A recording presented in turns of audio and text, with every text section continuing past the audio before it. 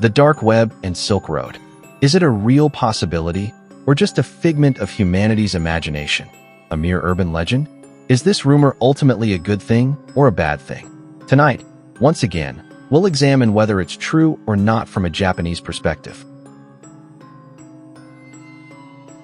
Section 1 Hook. In October 2013, a 29-year-old man sat alone in the science fiction section of a public library in San Francisco. He was doing what he did every day, working on his laptop, managing what had become, in just 2 years, a global marketplace handling hundreds of millions of dollars in transactions.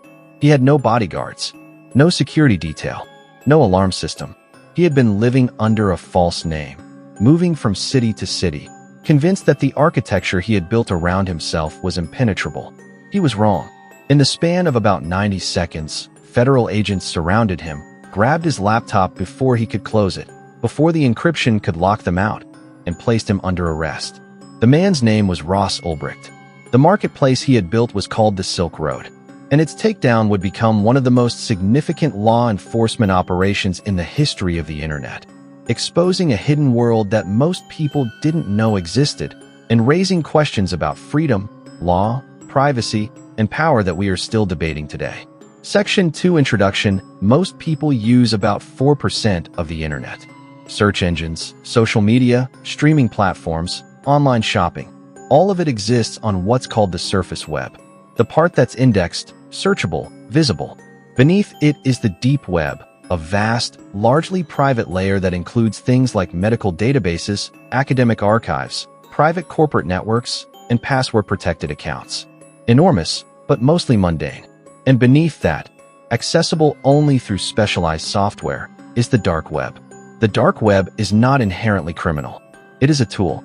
It was originally developed by the U.S. Naval Research Laboratory as a way to allow intelligence operatives to communicate anonymously. Journalists use it to protect sources in authoritarian countries.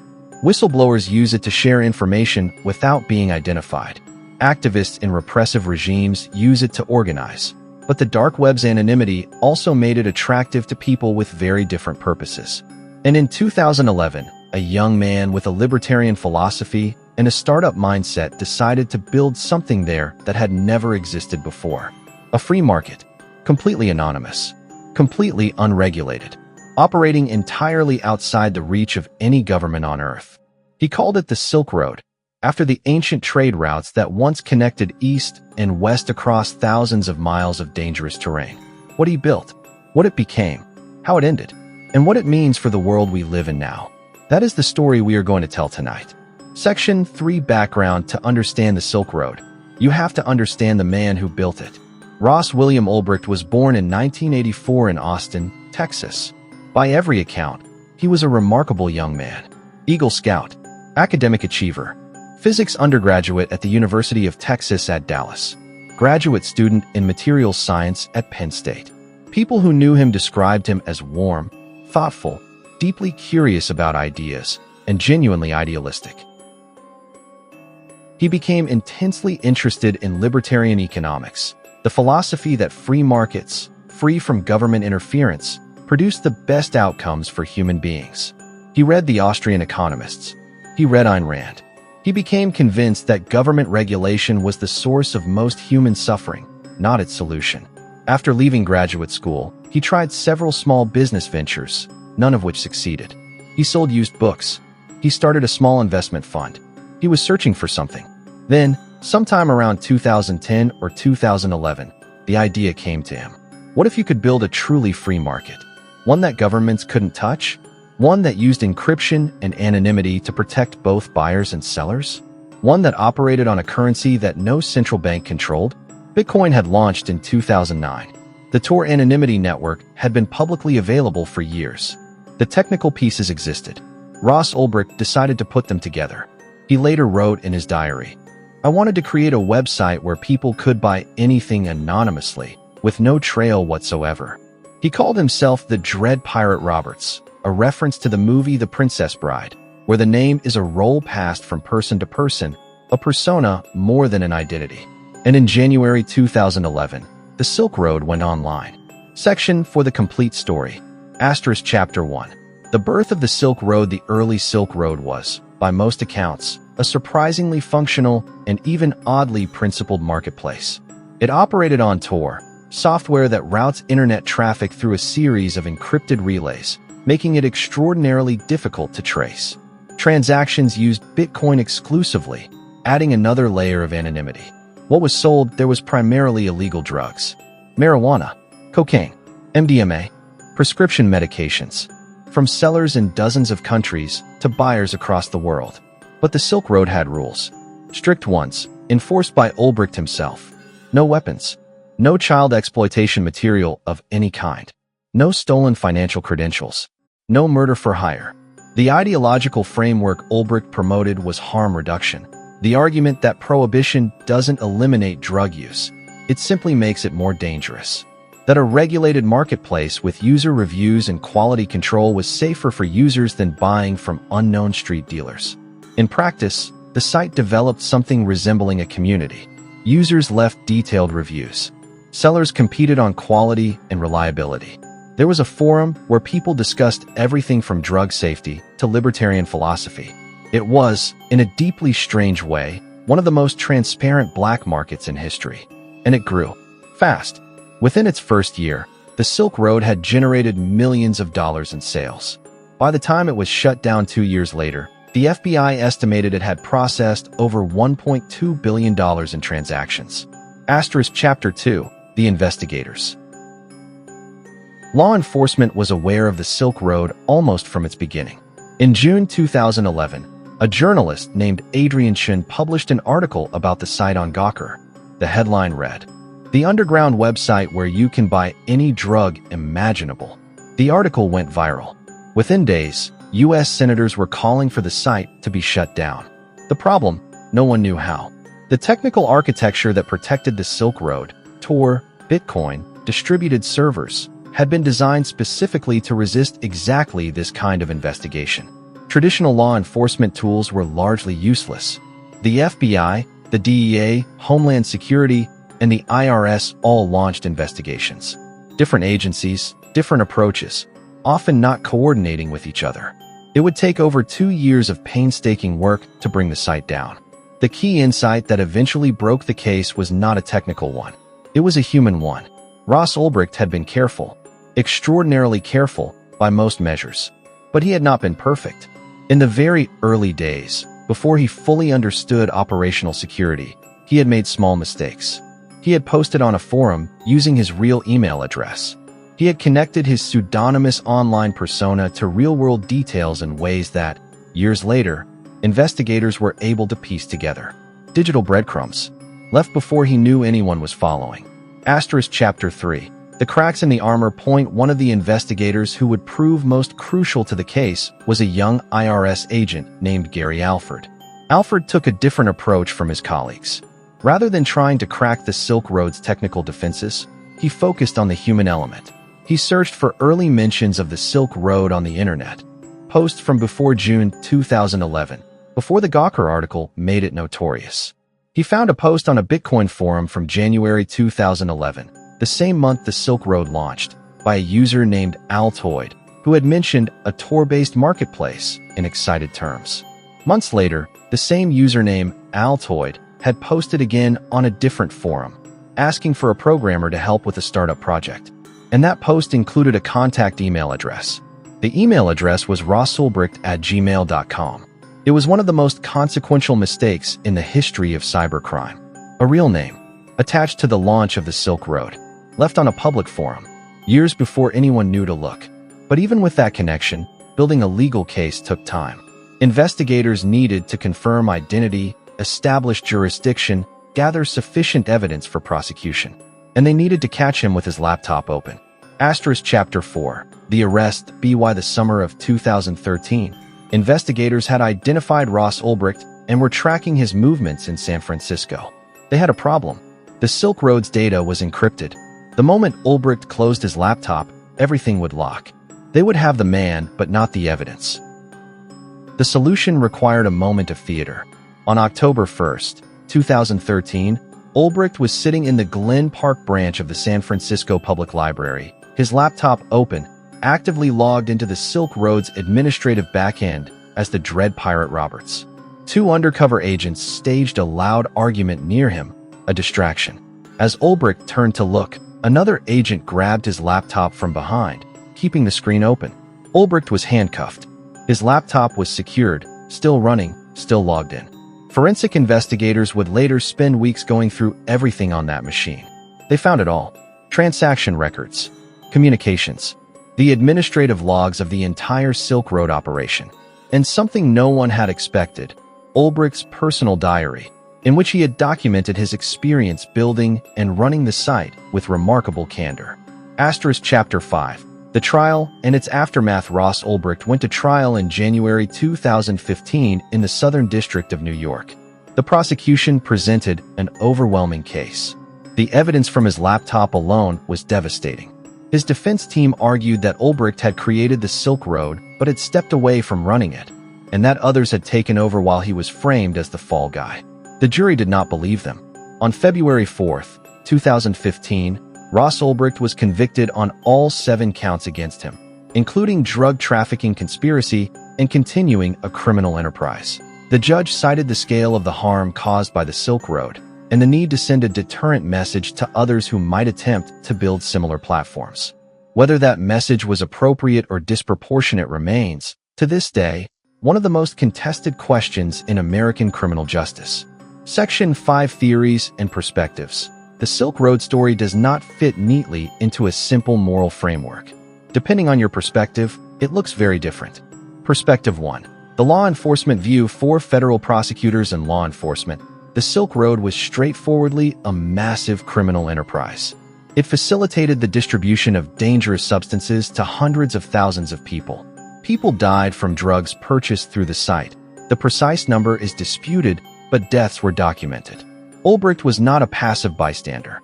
He was the architect, the administrator, the decision-maker. He hired staff. He managed disputes. He made policy. Under this view, the life sentence, while severe, reflects the seriousness of running an operation at that scale. Perspective 2. The libertarian and civil liberties view. A substantial number of legal scholars, civil liberties advocates, and technology policy experts have argued that Ulbricht's sentence was constitutionally excessive, a response driven more by the government's desire to make an example than by proportional justice. They point out that Ulbricht was not charged with any specific death or any specific act of violence. They also raise a deeper question: to what extent should the operator of a platform be held responsible for what users do on that platform? This question, platform liability, sits at the center of some of the most important legal debates of the 21st century. Perspective 3. The harm reduction debate. Some public health researchers have argued, controversially, that the Silk Road's model, with its user reviews, quality ratings, and community norms against violence, may have actually been safer for drug users than street markets. Studies have suggested that drugs sold through darknet markets are more consistently what sellers claim them to be, reducing the risk of accidental overdose from adulterated products. This does not make what Ulbricht did legal, but it complicates the simple narrative that shutting the Silk Road down was an unambiguous public health victory. Perspective 4. The corruption inside the investigation. Perhaps the most disturbing chapter of the Silk Road story is one that received far less attention than the trial itself. 2 of the federal agents who investigated the Silk Road were later convicted of corruption. DEA agent Carl Force and Secret Service agent Sean Bridges were found to have stolen Bitcoin from the Silk Road during the investigation, used their undercover identities to extort money from Ulbricht, and leaked sensitive information about the investigation. Force was sentenced to 6.5 years in prison. Bridges received nearly 6 years. The corruption of these investigators raised uncomfortable questions about the integrity of the evidence used against Ulbricht, questions his defense team raised in appeals that, so far, have not succeeded. Perspective 5. The philosophical dimension. Ross Ulbricht built the Silk Road as an ideological project. He genuinely believed he was doing something good, creating a space of freedom that governments had no right to regulate. Whether you agree with that philosophy or not, the questions it raises are real ones. What is the boundary between individual freedom and collective harm? Who has the right to decide what substances adults may put in their own bodies? And when a government decides to make an example of someone, how do we ensure that the sentence fits the crime? These are not fringe questions. They sit at the heart of democratic governance. Section 6: Deep Analysis. Contradiction 1. The platform versus the person. One of the most unresolved tensions in the Silk Road case is the question of individual responsibility versus platform responsibility. Ross Ulbricht did not personally sell drugs to anyone. He built a marketplace. The drugs were sold by individual vendors, shipped by individual vendors, purchased by individual users. Under the legal theory used to convict him, continuing criminal enterprise, the person at the top of an organization is responsible for the crimes of everyone in it. But that same logic, applied consistently, would make the executives of major social media platforms criminally liable for every crime planned on their networks. It would make the founders of peer-to-peer technologies liable for every copyright infringement their users committed. The law treats these cases very differently. Why? The answer involves a combination of legal history, political pressure, and the specific choices Ulbricht made, particularly his decision to build a platform explicitly designed for illegal commerce and to actively manage and facilitate it. But the underlying tension between building tools and being responsible for how those tools are used is one the internet has never fully resolved. Contradiction 2. Shutting it down didn't shut it down. Here is the uncomfortable reality of what happened after the Silk Road was taken down. Within weeks, successor sites appeared. Silk Road 2.0, Alphabet, Hansa, Dream Market. The Silk Road's takedown was a significant law enforcement achievement, but it did not reduce the availability of drugs online. Multiple studies have found that darknet drug markets have continued to grow in volume since 2013, despite sustained law enforcement pressure. If the goal of shutting down the Silk Road was to reduce harm, to make drugs harder to obtain and therefore less used, the evidence suggests it did not succeed. Contradiction 3. The corrupted investigation. The conviction of 2 federal agents for corruption during the Silk Road investigation raises a question that the legal system has not fully answered. If investigators who had access to evidence in a case were actively stealing from the defendant, lying to their supervisors, and potentially planting or manipulating evidence, how confident can we be in the integrity of everything they touched? Ulbricht's defense team argued, and continues to argue on appeal, that the corrupted agents tainted the investigation in ways that affected the outcome. Courts have so far rejected these arguments. The Silk Road story did not end with Ross Ulbricht's conviction. It opened a door. The dark web is larger now than it was in 2013. Better organized, more sophisticated, operating across more jurisdictions, in more currencies, with more robust technical protections. Law enforcement has had significant successes. Alphabet, which at its peak was 10 times larger than the Silk Road, was shut down in 2017. Hansa Market was taken down in the same operation after Dutch police secretly ran it for weeks to gather intelligence on its users. Hydra, the largest Russian-language darknet market, was shuttered in 2022, but the markets keep coming back. Meanwhile, the questions the Silk Road raised about cryptocurrency, anonymity, and digital governance have moved from the fringes to the center of global policy debates. Bitcoin, which the Silk Road helped bring to mainstream attention, is now held by institutional investors, traded on major exchanges, and is legal tender in 2 countries. The encryption technologies that protected the Silk Road are now standard features of mainstream messaging apps used by billions of people. The debate between privacy and law enforcement access, the question of whether individuals have a right to communicate without government surveillance, is one of the defining political conflicts of the 21st century. And Ross Ulbricht himself, now in his 40s, serving life without parole in a federal prison in Florida, has become a symbol. For others, he is a martyr, a first-time, non-violent offender serving a sentence more appropriate to a murderer or a terrorist, punished not for the specific harm he caused but for the challenge he posed to the authority of the state. In 2024, his case became an unexpected political flashpoint, with multiple high-profile figures publicly calling for his release or commutation. The debate over his sentence, is life without parole proportionate for a non-violent offender, remains unresolved. What is certain is this: the world Ross Ulbricht helped to reveal, the world of encrypted networks, anonymous transactions, and unregulated digital spaces, is not going away. The Silk Road is gone. The questions it raised are permanent. Section 8. Final question. Ross Ulbricht started with an idea. A young man, raised on idealism and libertarian philosophy, convinced that he could build something that would expand human freedom. What he built was real. What happened on it was real. The harm it caused was real. The philosophical questions it raised were real. And the sentence he received, life, without the possibility of parole, for a first-time nonviolent offender, sits in the middle of all of it, uncomfortable and unresolved. Here is what I keep coming back to. The two federal agents who investigated the Silk Road, the ones who were supposed to be bringing justice to bear, were convicted of stealing, extorting, and lying. They got 6 years. The man who built the platform they were investigating got life. Is that justice? That is not a rhetorical question.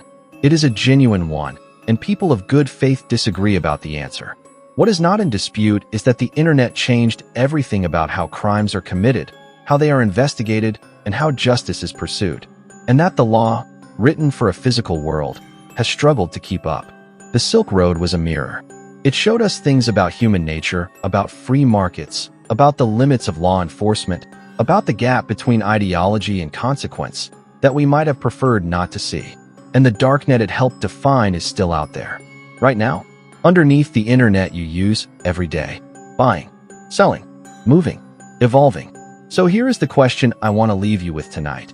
In a world where total anonymity is technically possible, where someone can build a marketplace that governments cannot touch, who gets to decide what is sold there? Is the answer the market itself? The users? The government? Nobody? And if the answer is nobody, what does that world look like? Leave your answer in the comments. Your voice is what keeps this channel alive. Don't forget to subscribe and drop a like. See you in the next episode.